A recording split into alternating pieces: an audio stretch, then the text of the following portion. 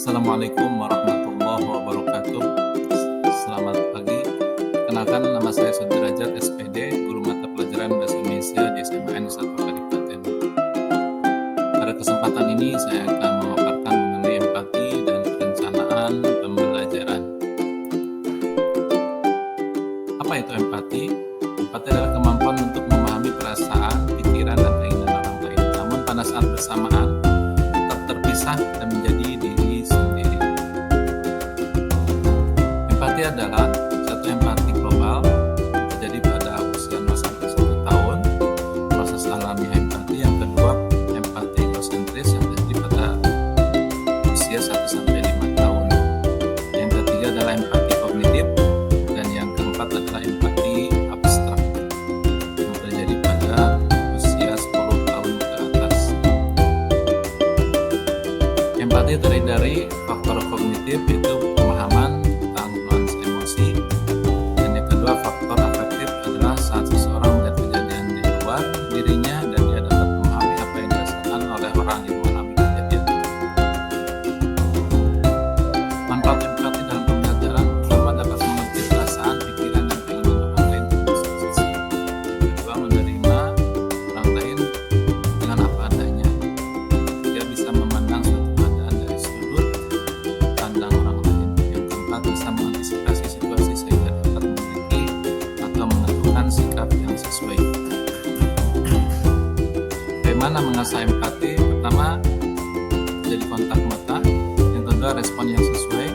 Yang ketiga, menghindari gangguan. Yang keempat, mengajukan pertanyaan. Yang kelima adalah parafrase. Keenam, tidak memotong pembicaraan. Yang ketujuh adalah transisi peran.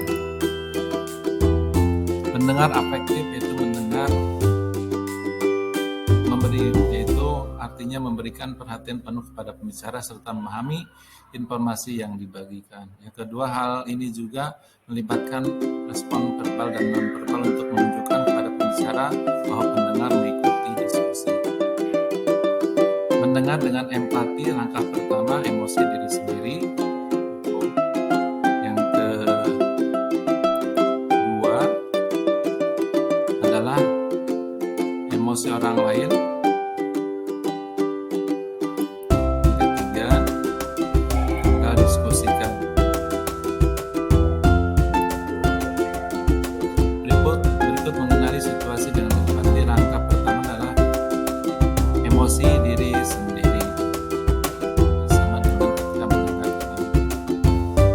Yang kedua, mengenali situasi dengan empati, itu emosi orang lain.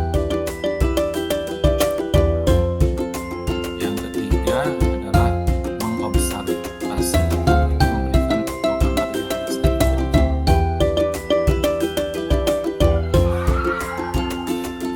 Bagaimana resep mengenali situasi empati efektif? Melatih mendengar aktif, pertama.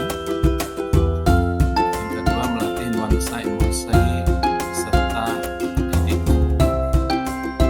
Dan yang ketiga, guru perlu berkomitmen untuk melihat kebutuhan peserta didik dan belajar. Yang kedua, mengenali aspek kognitif, psikomotor, dan afektif saat mengenali situasi peserta didik, mengenali emosi orang lain. Marilah kita menjadi guru yang mampu mempunyai rasa empati terhadap peserta didik. Mereka merasa nyaman dalam mengikuti kegiatan belajar mengajar. Terima kasih atas perhatiannya, dan demikianlah pemaparan mengenai empati dan perencanaan pembelajaran. Sekian, billahi taufiq wal hidayah. Assalamualaikum